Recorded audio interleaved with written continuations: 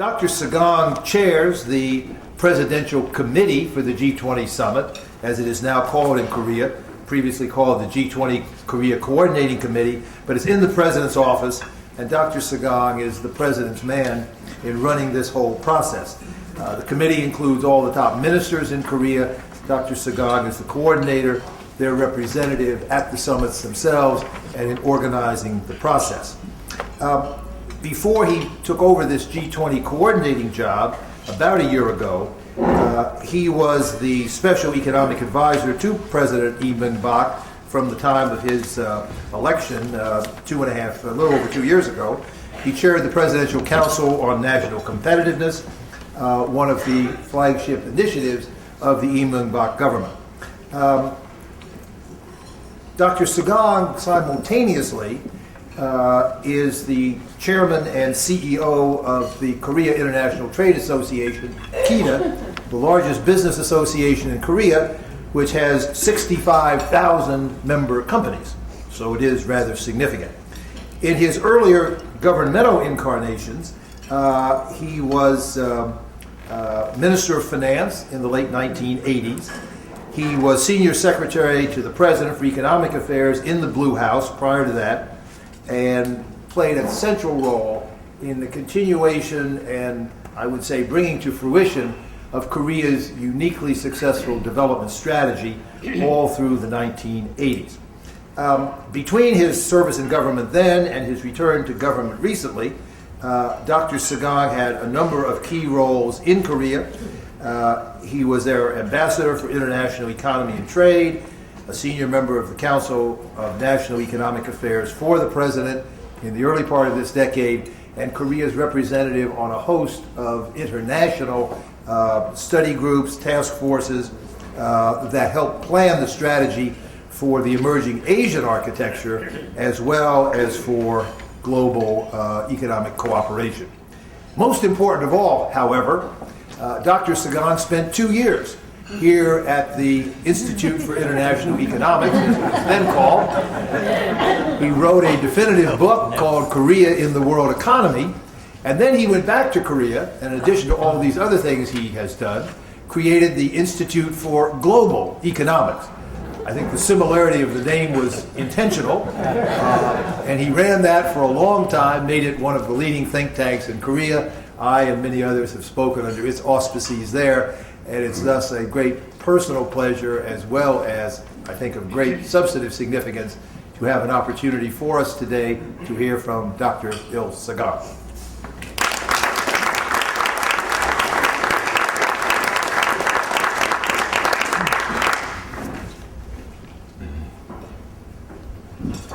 Well, thank you very much, Fred, for very kind words of introduction. Being a good friend, I was expecting good words of introduction from you. It's so nice to be back to PIIE. It's always really homecoming for me, and see all the good friends, and I'm so pleased to be here and have this opportunity. As Fred just said, I just came from Toronto, attending some of the summit sessions, and so I'm still half asleep. But last night I stood up with my assistant and tried to jot down some of the things I'm going to say, but I don't know whether I'm going to say them all here. But in any case, what I like to do is that since I was in Toronto and sat in some of the summit sessions, I would like to begin by making a few observations on the summit last week. As you know very well, the G20 leaders decided to meet twice in 2010 this year. First in Canada in June and then Korea in November. Undoubtedly, the leaders' time is the most scarce resource in the world. They have to save the travel time.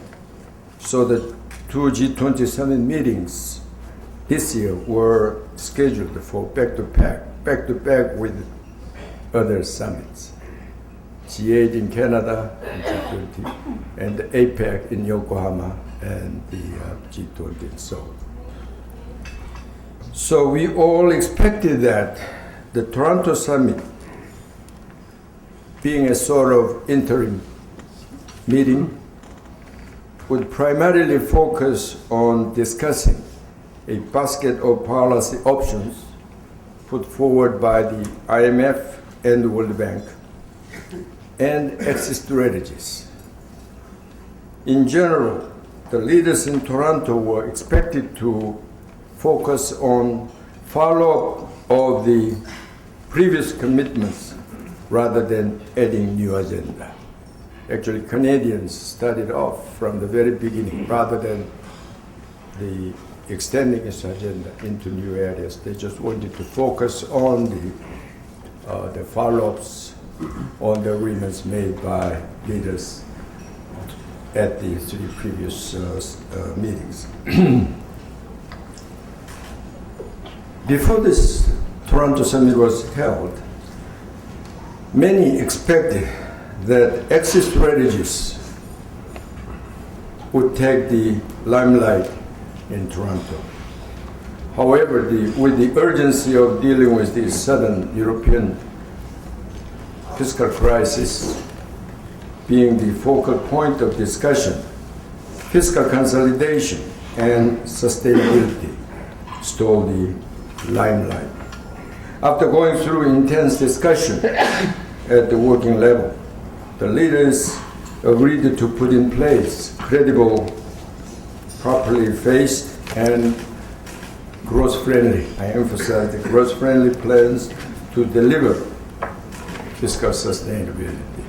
In fact, the Korean president, being chair of G20 this year, at the very first session, Prime Minister Harper said a few words of welcome, and then he turned to President Lee Myung-bak to set the tone for the session, talking about the current global economic situation, particularly dealing with the fiscal crisis in Europe, and President tried to balance the fiscal consolidation and the continuation of the stimulus the implementation. So he used the term exactly growth-friendly, the strategy, and this growth-friendly fiscal sustainability was emphasized at the meeting.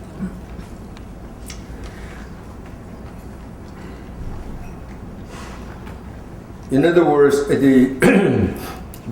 after going through the intense discussion at the working level, the leaders agreed to put in place credible, properly phased, growth-friendly plans to deliver fiscal sustainability, differentiated for and tailored to national circumstances. In other words, the leaders, without saying it, emphasized that the fiscal side of exit strategy has to be implemented rather early than later.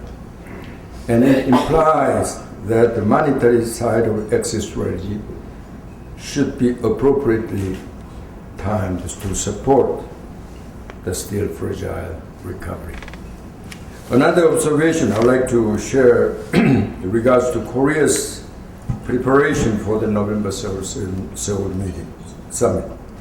I'm sure you have noticed from the declaration that the leaders specifically mentioned the Seoul summit nearly 10 times, either in the context of completing or following through previous commitments in Seoul or in the course of preparing the Seoul summit. I've never seen any communique which refers to next meeting so many times. It certainly puts even heavier responsibility on the part of Korea to make the Seoul summit another success in producing deliverables. So far, I think G20 has been distinguishing itself from previous, candidly G7 by producing deliverables and implementable measures so far. And so it has to be continued, and the responsibility is on us, and we'll do our best. At the same time, however, the leaders together laid the foundation for the success of the Seoul Summit by specifically committing themselves to the success of the November Summit. This is the way I interpret. I thought I was so pleased how many times the leaders mentioned about Seoul Summit. You know, at the beginning I was telling, which leader says Seoul Summit. And then I gave up because so many the leaders talked about the Seoul Summit. It has other important implications as well. The G20 process is a continuous process, and so to be further the institutionalized.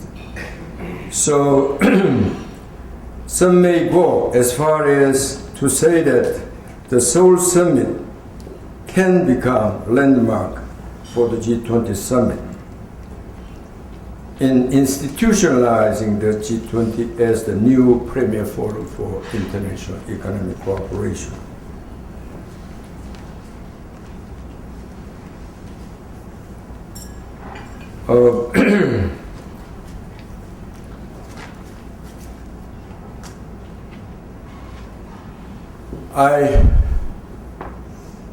Who is actually a person who's in charge of preparing Seoul Summit. Person Phil is really privileged, and the somewhat dwarfed by the heavy responsibility put on us by the leaders. Fortunately, however, we have the very closely cooperating G20 member countries, the multilateral institutions, and global leading think tanks, of course, led by this very PIIE, and the experts working with us to make the Seoul Summit another success, because we all have vested interest in the success for the sake of global community, for the sake of our own welfare. President Sarkozy, who will chair the 2011 G20 Summit, stressed in Toronto unity and the coherence among G20 member countries, not to disappoint the market and the global community. Of course, he elaborated. I gathered the Strauss-Kahn yesterday mentioned the unity and the coherence also. Unity, coherence, not necessarily mean that one size fits all kind of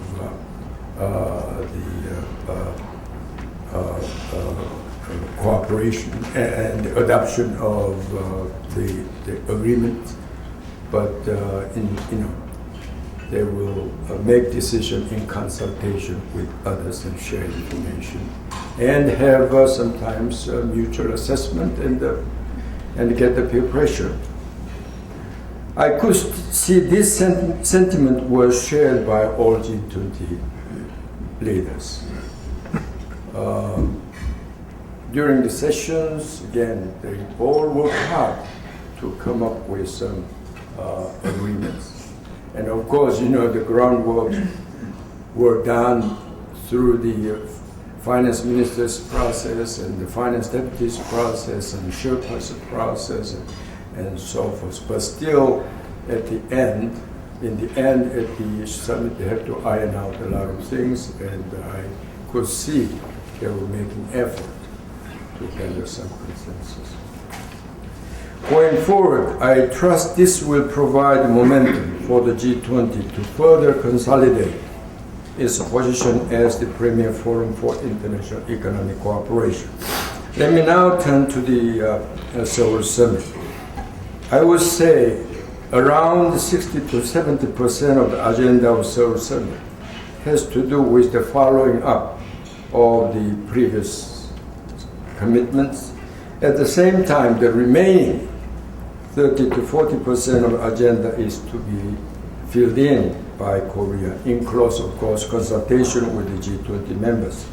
In doing so, Korea is committed to paying closer attention to voices and policy priorities of the emerging and developing world through actively engaging in outreach activities. In fact, this morning I gave a speech at the OAS, and I'm on my way to New York after this luncheon to address at the United Nations. So we are very actively and seriously engaged in outreach activities. What we are saying is, ideally what we need is G192.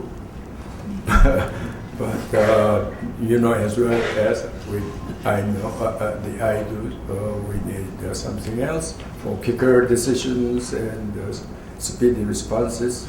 So far G7 has been carrying out the function, but again now G20 is better forum. So they decided to have this G20 as a premier forum for, at this point at least, for economic and financial cooperation. Let me now turn briefly on major achievements we would like to have in Seoul with regard to the 4 issue areas of previous commitments. 4 issue areas is, first, macroeconomic policy areas as the biggest framework for strong, sustainable, and balanced growth. And then IFI reform, and the other area is the financial and regulatory supervisory reform area, and the 4th is trade and other issues.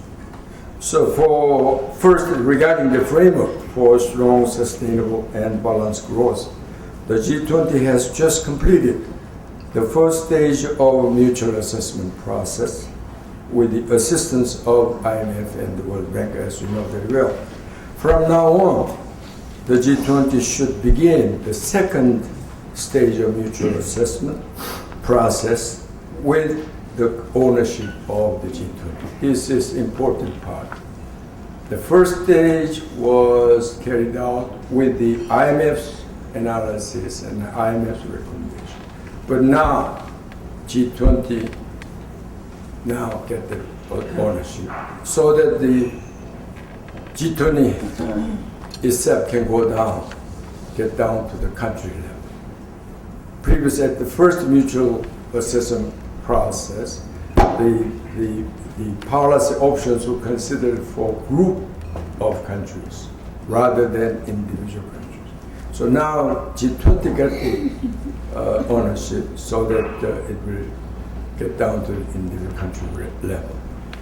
I don't expect it will be easy process, but as chair country we'll do our best, and I would put much emphasis on this. Once we are successful, I think it will be one of the big achievements of the Seoul Summit. So we put emphasis at the priority on this.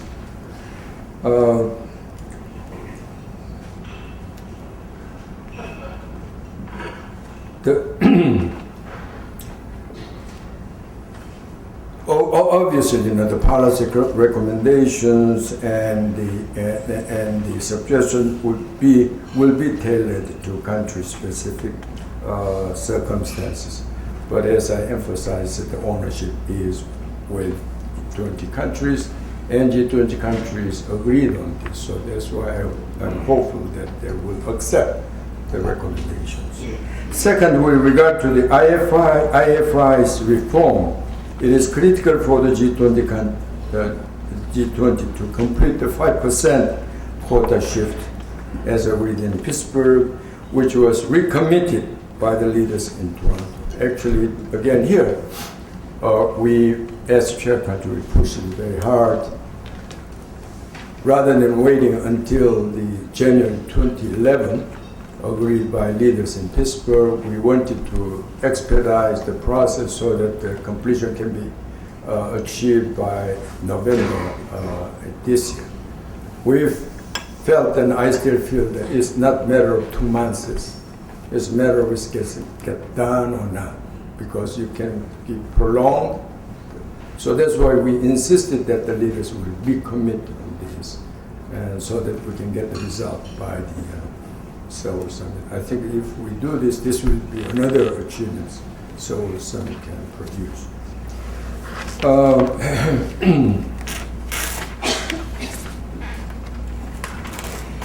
As some insist that the reformulation of the quota and the package deal of quota and the governance reform in parallel, I think would be okay, as long as these processes do not delay the completion of the quota reform by the Seoul Summit in November. Because once you open the formula, I think it will take much longer time. And once you deal with this quota adjustment and the governance reform together as a package, I think it will take so much longer time. So why don't you get over with 5% first and then deal with the quota? That's the way we see it. And we hope it can be done. And with respect to the leaders' decision made in Pittsburgh on the selection process of heads and the senior management of IFIs, merit-based selection should be followed through in an open and transparent way. I think I don't want to get into the details about this. I think you can take various approaches to make this process more open and transparent. I mean, some countries emphasize to put the one qualification, say, regardless of nationality. But theoretically, if you really based on merit-based selection, then nationality would be ignored in any case, right? But to make sure that this nationality is not a factor, so they wanted to put that word that it was not accepted by the all G-20 members. So what we are saying, actually, this is what Korean President advocated. That okay, then let's follow through what we agreed, but much more open and transparent way. Either through a selection committee or whatever, that can be worked out. Third, in the area of financial sector reform, there are many debated issues to be concluded, although most of them are highly technical. I don't think there's a place to go into the details. Without getting into details, we'll work closely with certainly Basel Committee on Banking Supervision and the FSB and IMF to carry out the commitments.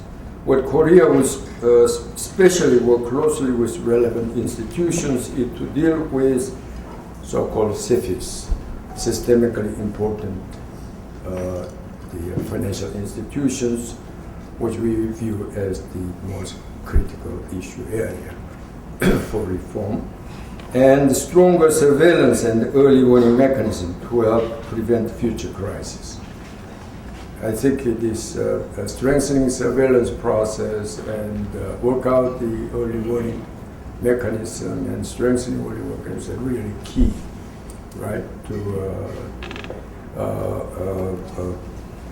systemic approach to preventing future crises. I don't think anyone who talks about the G20 agenda can get away without mentioning the resuscitation of the DDA negotiations and the resisting protections. I certainly, I myself was certainly rather disappointed in Toronto in this regard. The fortunate thing was that leaders agreed to extend the standstill and the rollback for another 3 years. But I just hope that, but the leaders in Pittsburgh, as for the DDA, directed, and it is included in the communique, directed their representatives to work on a balanced and ambitious conclusion of the Doha round and the report on progress at the Seoul Summit. But the report on progress in Seoul Summit. Of course, we will work hard to get some really meaningful the report, and we will do our best in persuading our company member countries really get some concrete result in Seoul regarding this DDA. We need all your support. I'm sure it's none here and in the world who would oppose to this idea. So we have to all work hard. Now let me turn to new agenda. In addition to those follow-up agenda which already have been mandated, we would like to add a few items on the G20 agenda. They are development and the global financial safety net.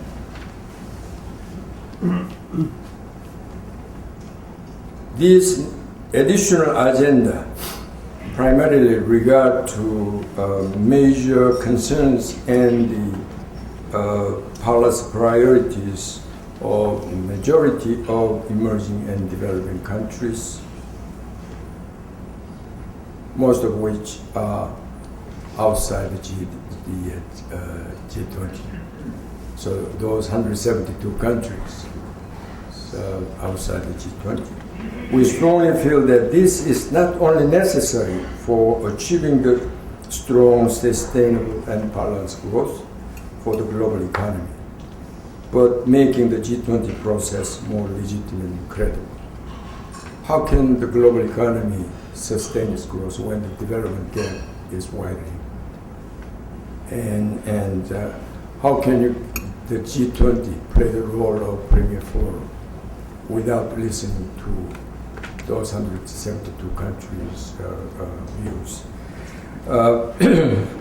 From the very short-term perspective, it has a value in itself as well. The demand deficiency from the advanced world can be made up by the emerging and developing world, as President Obama succinctly put it in Toronto. Therefore, we must take development on board as an act of self-interest, not as an act of charity. I cannot agree more. Korea persuaded the G20 colleagues to put development as an important additional agenda, and fortunately, the leaders in Pittsburgh agreed to have a working group formed and expect concrete outcomes by the Seoul Summit. By the way, this working group will be co-chaired by Korea and South Africa, and will start to work immediately. As you know, development is a subject of a wide range of issues and can be approached in many different ways. What we are envisioning is a focused economic growth-oriented development through private sector capacity building and human resources development. The program will be customized, commensurate with the needs of the developing countries concerned. We therefore will take a focused and a targeted approach specifically on infrastructure, private investment and job creation and human resource development, trade and education. Of course, we will include the financial inclusion as well, which was one of the issue area discussed in Pittsburgh by the leaders. The G20 work on development will support other development initiatives like the UN Millennium Development Goals. On the global financial safety net, we live in a deeply integrated world, so a problem in one part of the world quickly becomes a problem to all.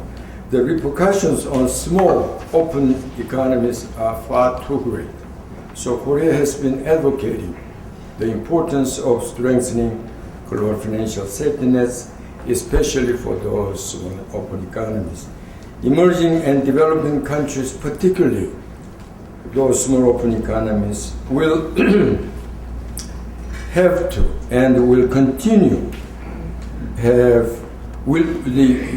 will have and continue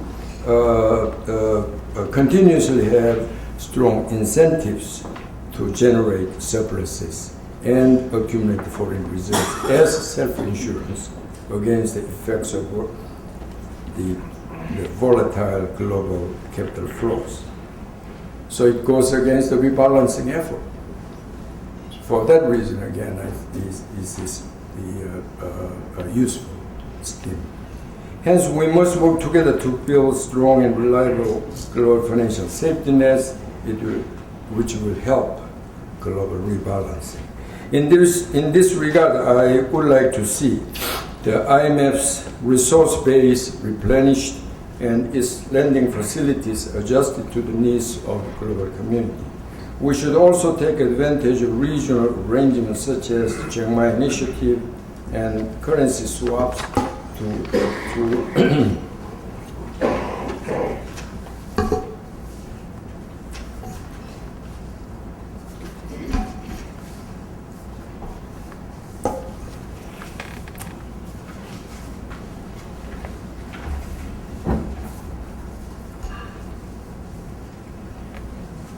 I lost pages.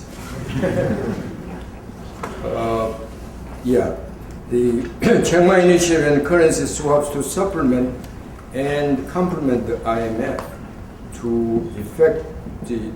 for effective operation of the global financial safety nets.